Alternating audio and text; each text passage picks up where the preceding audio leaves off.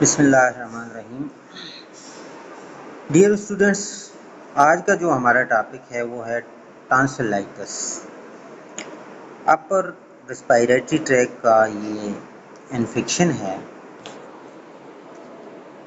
ये हमारे कुछ ऑब्जेक्टिव्स हैं। इसमें हम अपने लेक्चर में बेसिक एनाटॉमी और फिजियोलॉजी पढ़ेंगे टॉन्सिल्स की, और फिर टॉन्सिलाइटिस क्या है इसकी डिफिनीशन देखेंगे, काजेज ऑफ टॉन्सिलाइटिस, पैथोफिजियोलॉजी देखेंगे, कॉम्प्लिकेशन ऑफ टॉन्सिलाइटिस, और then nursing intervention plus nursing diagnosis for the tonsillitis. Tonsillitis क्या है? ये it is a inflammation of tonsils. अभी टॉन्सिल्स क्या है? ये लंफ ग्लैंड है, ठीक है। पोजीशन इनकी किधर है? इधर साइड ऑफ थ्रोट, जो आपका गला है उसके दोनों तरफ पे, फिर इसके आस पास जो है ये आपके छोटे छोटे टॉन्सिल्स हैं। फंक्शन इसका क्या है टॉन्सिल्स का? इसका इम्पॉर्टेंट रोल है इम्यून सिस्टम, और बॉडी को प्रोटेक्ट करता है बैक्टीरिया से, वायरस से, ठीक है। एनी पैथोजेंस को ये क्या करता है? किल करता है। उसमें इसका अगर देखा जाए नॉर्मल कलर जो है वो ये पिंक इन कलर होते हैं, ठीक है। टॉन्सिल्स, टॉन्सिलाइटिस में क्या होता है कि जो टॉन्सिल्स हैं वो इन्फ्लेम्ड हो जाते हैं।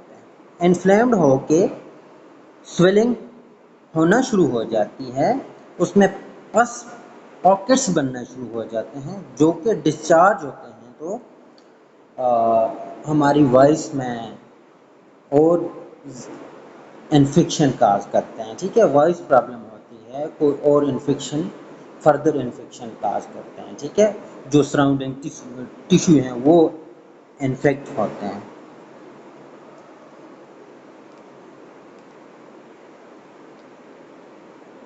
पैथोफिजियोलॉजी हमने डिस्कस की।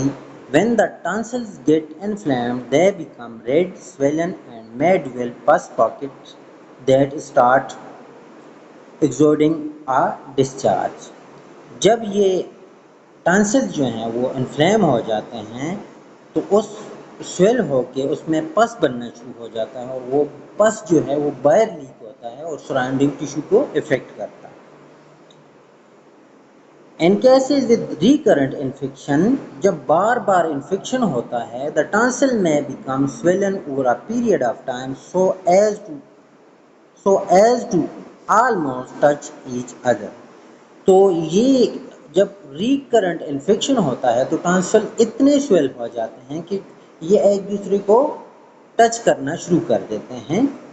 Tonsillitis is a very common amongst children. तो सबसे ज़्यादा कॉमन जो है ये चिल्ड्रन में होता है, और मेल और फीमेल इक्वली इनको डिजीज़ हो सकती है। मेल में भी टॉन्सिल्स हो सकते हैं और फीमेल में भी हो सकते हैं। काजेज क्या हैं? मेन काज टॉन्सिलाइटिस का बैक्टीरिया, वायरस में कौन सा? एडिनो वायरस, इन्फ्लुएंजा वायरस, ठीक है। ये सारे हर्ब्स, समालेक्स वायरस, ये जो वायरस हैं ये क्या काज करते हैं? टॉन्सिलाइटिस काज करते हैं। और बैक्टीरिया कौन सा? स्ट्रेप्टोकोकस बैक्टीरिया टॉन्सिलाइटिस काज कर सकता है। ये वायरल देख सकते हैं, वायरल टॉन्सिलाइटिस, और ये बैक्टीरियल टॉन्सिलाइटिस। ट्रिगरिंग फैक्टर्स, किससे टॉन्सिलाइटिस, वो कौन से फैक्टर हैं जिससे टॉन्सिलाइटिस ज़्यादा हो सकता है? Food with artificial colour and preservation, peanuts, cool food, cool drinks, ice creams, changes of weather, extreme cold climate, damp weather, exposure to a lot of pollution, sour fruits, lemon, pineapple, grapes or orange. These are all the factors, all the things which trigger the causes of tonsillitis. ठीक है, इस इन सारी अगर हम ज़्यादा ठंडा मशरूबात लेते हैं, ड्रिंक्स करते हैं, ठीक है, आइसक्रीम का ज़्यादा इस्तेमाल करते हैं, तो उससे क्या हो सकता है, चांसेस हैं कि टॉन्सिलाइटिस हो जाए. साइंस क्या है? Signs symptom red and swollen tonsils. Tonsils normal तो पिंक होते हैं, लेकिन जब इनमें इन्फ्लेमेशन हो जाती है तो ये रेड हो जाते हैं और स्वेलिंग भी होती है इनमें. White spot on the tonsils, तो छोटे छोटे स्पॉट टॉन्सिल्स पे देखने को मिलते हैं. In large lymph node in neck region, और जो हमारे ये लंफ नोड हैं नेक के नीचे, ये क्या हो जाते हैं, इन्फ्लेम्ड हो जाते हैं, इनलार्ज हो जाते हैं, ठीक है, साइज में बड़े हो जाते हैं. बैड एंड फाउल ब्रीथ्स, और जब हम ब्रीथ करते हैं तो उसकी स्मेल दूसरे इंसान को महसूस होती है. कफ, खांसी होगी और रनिंग नोज होगा. सिम्टम में सोरनेस ऑफ थ्रोट है, डिफिकल्टी इन स्वाल्विंग और pain swallowing of food and drinks. Pain होगा पेशेंट को, डिस्कम्फर्ट वाइल स्वाल्विंग सलाइवा. जब थूक निकलेगा पेशेंट तो उसको डिस्कम्फर्ट होगी, तकलीफ होगी. चेंज ऑफ वॉइस जो है पेशेंट की क्या होगी, चेंज होगी. Pain in the ears due to common nerve supply of back of the throat and ears. Headache होगा, टायर्डनेस होगी, पेशेंट को थकन महसूस होगी. Difficulty in taking feed in babies में ये मोस्ट कॉमन प्रॉब्लम होती है कि जब बेबी फीड लेता है तो वो सही तरीके से ले नहीं पाता, ठीक है, छोड़ देता है, मदर फीड छोड़ देता है. तो इस केस में बेबी को क्या हो सकता है, ये क्या साइन है, टॉन्सिलाइटिस हो सकता है. This may be the sole indicator in some cases of tonsillitis in infant. जो इन्फेंट हैं उनकी एक जो मेन सिम्टम है वो क्या है, जब वो मदर फीड लेते हैं तो वो पहले तो लेने की कोशिश करेंगे लेकिन छोड़ देते हैं, मदर फीड सही ले नहीं पाते, ठीक है. तो ये किसका काज है, टॉन्सिलाइटिस का. कैटाहेरल tonsillitis, when tonsils are inflamed as part of the generalized infection of the oropharyngeal mucosa, it is called catarrhal tonsillitis.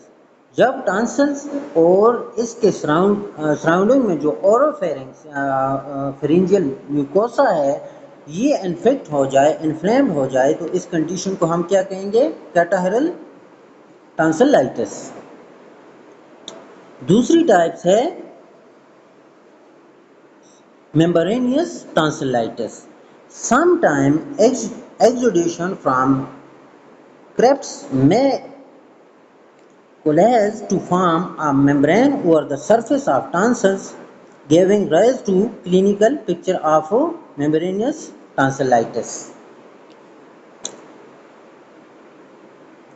Parachymatous tonsillitis, when the whole tonsil is uniformly congested and swollen, it is called acute parachymatous tonsillitis. जब सारे tonsils uniformly swell हो जाएं, एक जैसे हो जाएं, ठीक है, तो इसको हम क्या कहें, इस कंडीशन को हम क्या कहेंगे, पैराकाइमेटस टॉन्सिलाइटिस. डायग्नोज, हम कैसे डायग्नोज करेंगे टॉन्सिलाइटिस को. Redness and swelling of the tonsils, ये देखेंगे हम जनरल एग्जामिनेशन में. Pus pockets on the tonsils, tonsil में क्या होंगे, पस पॉकेट्स होंगे। Discharge from the tonsils, tonsil से पस डिस्चार्ज होगा। In case of peritonsillar abscess there may be a shift of involved tonsil toward the center of the throat. The uvula may be shifted toward the opposite side away from the affected tonsils. Diagnosis में क्या करेंगे? Throat swap जो पस होगी tonsils की उसका हम culture लेंगे, ठीक है। मोनोस्पॉट टेस्ट, ये स्पेशल किस्म का टेस्ट है, ये करवाएंगे, ठीक है।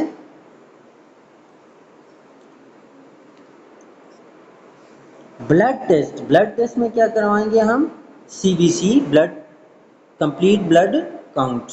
इसमें हम क्या देखेंगे? वाइट ब्लड सेल्स रेज होंगे, यही बात है। इन्फेक्शन हुआ है तो WBCs क्या होंगे?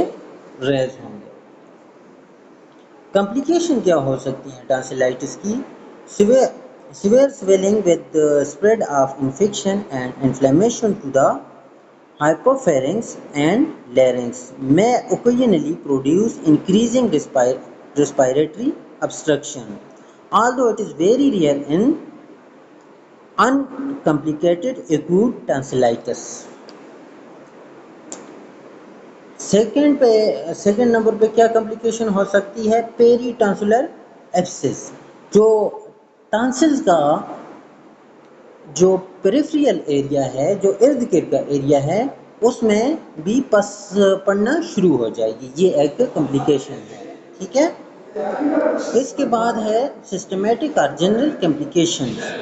Acute tonsillitis are rare and almost confined to childhood.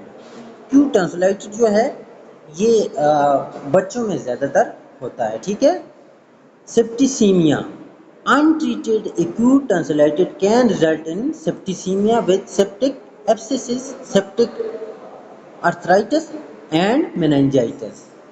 अगर टॉन्सिलाइटिस को अनट्रीट छोड़ा जाए तो उससे क्या कॉम्प्लिकेशन हो सकती हैं?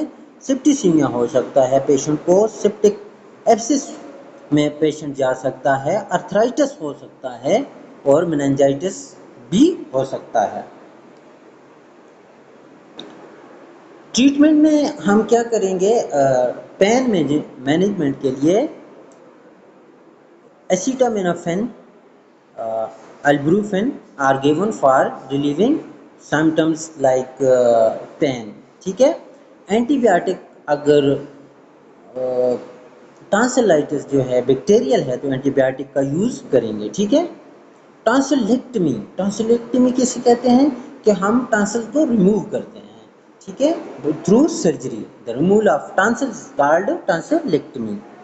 For those children who do not respond to antibiotics, अगर मेडिसिन से एंटीबायोटिक से पेशेंट ठीक नहीं होता तो हम फिर सर्जरी की तरफ जाते हैं, ठीक है।